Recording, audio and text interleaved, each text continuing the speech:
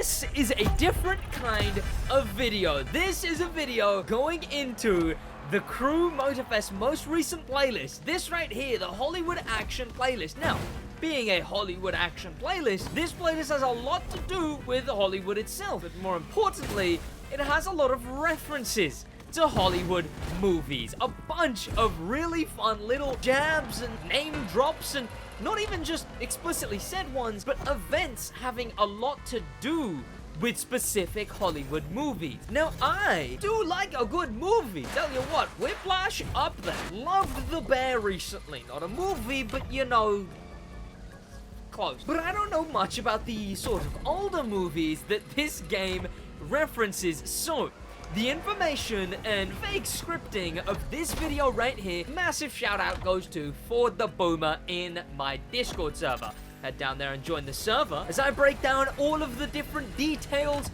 that you missed in the Hollywood Action playlist. Oh god, I've gone wide! Ah, damn it. Barely get up to 88 miles an hour, let alone stay there. And I think some of them are pretty fun. Some of them I won't know what I'm talking about, but a lot of them, even I picked up. But let me know if you like this format of video, if you like this style of video, because like I mentioned, pretty different. Head down there, subscribe. My name is Sid. Welcome back to the channel. Leave a like on the video if you enjoy this sort of more chill, informative style. Oh god, I managed to jump over the bit that I was... Oh god, ow.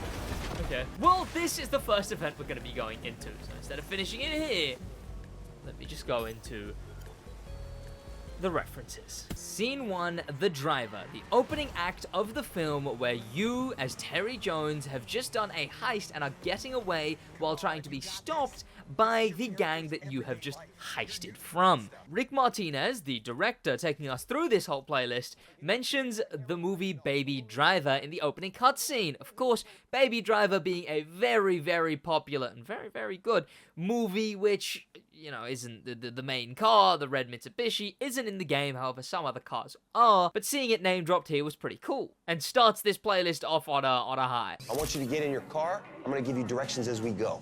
They say you drive like freaking Baby Driver.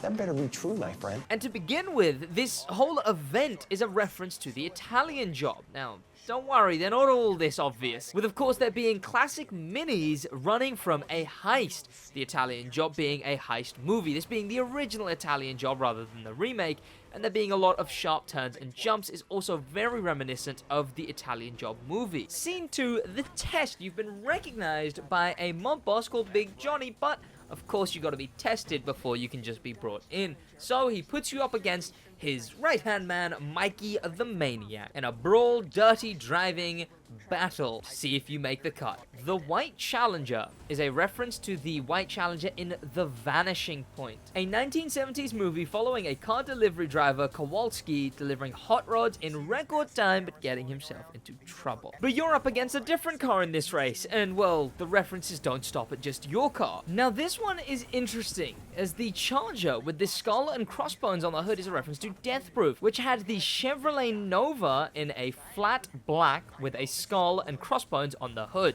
But another interesting thing about this one is there's also a black muscle car racing a white Charger in this movie as well, being an almost direct of the event itself. And the Death Proof parallels don't end there. Just like the Charger, whose driver is Mikey the Maniac, the driver of the Nova in Death Proof was also named Mike. Now, a more obvious one, later on, Kai, the mechanic, name drops the film director Martin Scorsese. Well, driver, if you want to please our friend Rick Scorsese here and make that scene look awesome, you gotta use that Dodge right. Known for The Wolf of Wall Street, Taxi Driver, Goodfellas, recently Killers of the Flower Moon, just all around a very popular director. And another parallel that can be drawn is that the Dukes of Hazzard TV show also had a bunch of muscle cars battling it out on the dirt. So it's a common thing to see in old school media, as seen in both Dukes of Hazzard and, well, even Death Proof. Scene 3, The First Job. In this event, you're doing your first heist for Big Johnny, the new mob boss you work for. Now, this job is against some Cockney British gangsters, which you steal from, get away in your motocross bike, going off-road on the pavement, and then make it to the highway where you swap out for a Ducati and speed away, lost in traffic. Now, this one goes pretty in depth to begin with. it's not as surface level as a name drop, really. The director names Steve McQueen with the quote, You get on that bike, driver, and you give me a two-wheeled concerto that'll make Steve McQueen look like a little girl on a tricycle. Steve McQueen was a renowned stuntman, famous for, among other things, the original Bullet, which is considered to have set the standard for car chases in movies. He often talked about how his love for stunts driving came from his childhood tricycle. Is that the convenience of all conveniences, or did the script writing know that, well, he got it from a tricycle, and, you know, then he became a big stuntman himself, and now the director wants him to look like go on a tricycle. A direct quote taken from a movie, the director discusses how the villains of this chase are Cockney Brits. East Londoners in Hawaii. Really? These guys got a business here, and I like the way they talk. You're only supposed to blow the bloody doors off. But then he directly quotes, "You're only supposed to blow the bloody doors off," which is a quote from The Italian Job. You're only supposed to blow the bloody doors off. Again, the original, not the remake. However, this event takes a turn midway through. The second half of this event is a direct reference to the highway chase scene in The Matrix Reloaded.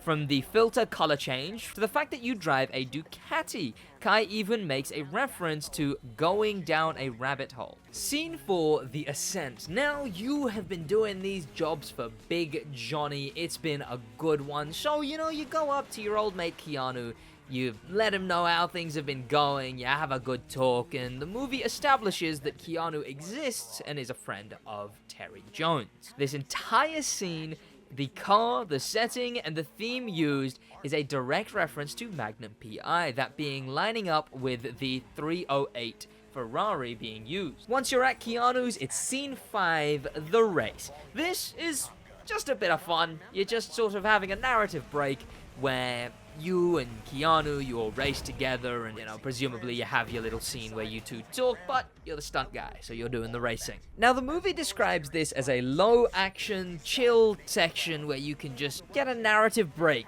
for a minute. It is cleverly brought back later, which we'll talk about, but director Rick and Kai do discuss the Top Gun volleyball scene, which, of course, very iconic, recreated in Maverick, and also serves the same narrative purpose. And action.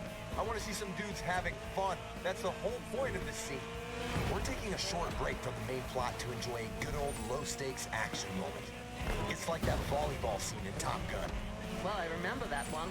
Now, the director does discuss how he wants this whole event to be a tribute to the mad post-apocalyptic movies. The color flares, the explosions, as well as at the end of the event where he says, "What a lovely day," which is directly taken from Mad Max Fury Road. Scene 6, The Heist. This is the big one. This is the massive heist that Big J has you on. I don't think there's much, there's not much info on what you're stealing or what you're doing, but it is a big heist, don't worry, it's a big heist, I swear. The car choice here is a reference to Eleanor in the remake of Gone in 60 Seconds. A car very infamous for being used in frivolous lawsuits, as the people who own the license would not allow anyone to build a vehicle similar, and even reference the fact that it might be anything to do with the Eleanor original car.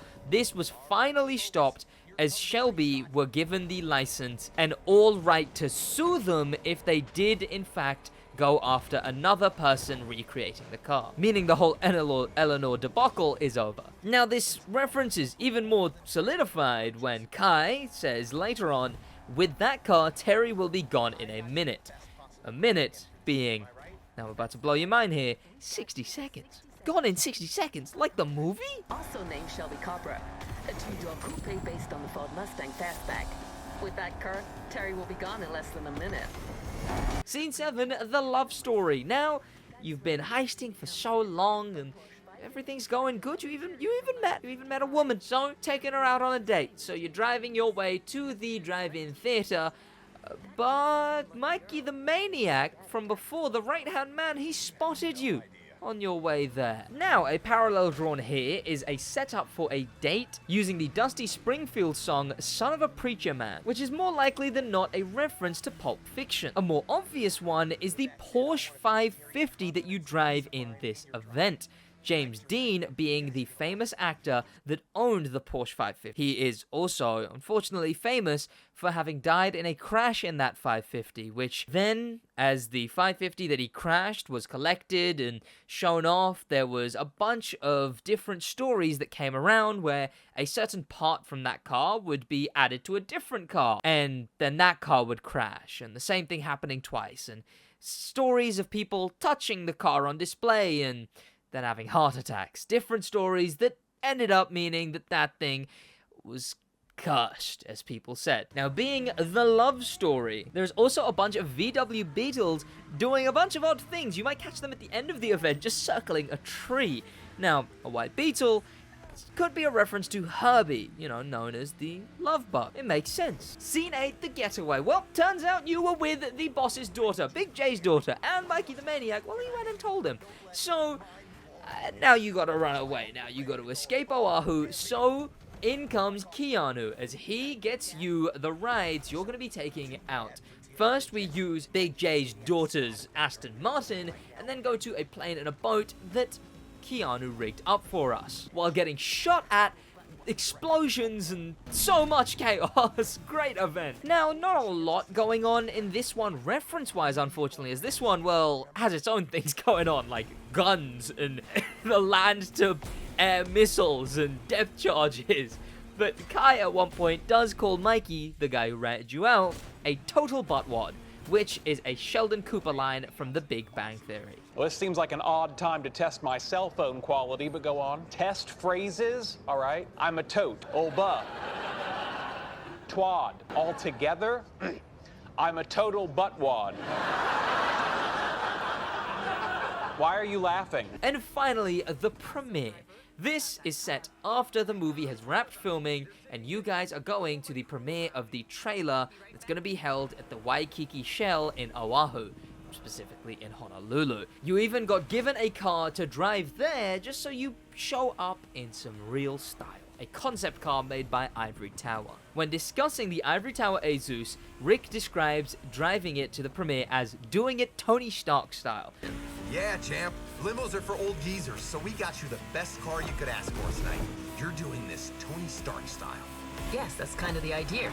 Of course, a reference to Marvel and the Iron Man character being a playboy, millionaire, billionaire, philanthropist, just a big show-off type guy. A guy who would own this type of car. Iron Man has previously, although it's not in the crew, driven an Audi e-tron. This was way before the car was brought to market, but Audi themselves are of course in the game, and it might be a matter of time till we get the e-tron. And a bonus one, in the Summit events for the first week of this update were all movie references as well. Like a Duke, Good Old Boys, and Lee Dixie are all Dukes of Hazzard references, like Cannonball from Sea to Shining Sea and Ray Stevens are references to the Cannonball Run. In fact, we have even more bonus. The Porsche Director's Cut edition added to the shop is of course belonging to Rick Martinez, as it has his cap in the dash and a bunch of filming equipment related to High Ride on the seat. The name of the friend that you go and visit in one of the events is of course Keanu.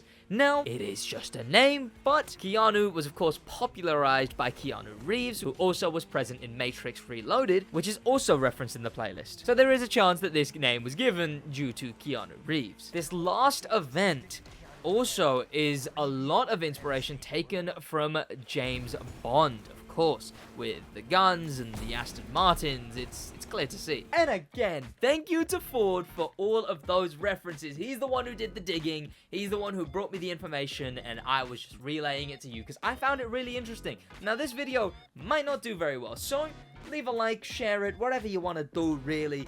Just chuck it about so that, you know, maybe it gets noticed. Because there's definitely some very, very fun information in this video. And I actually had a bit of fun recording it too. I don't know how much fun I'm gonna have editing it though. Thank you to popular members, especially things famous members, and an insane thank you to star members Grim Pepper, and an insane top the top thank you to icon members HK and Extreme Speed. I'll see you boys in the next one in a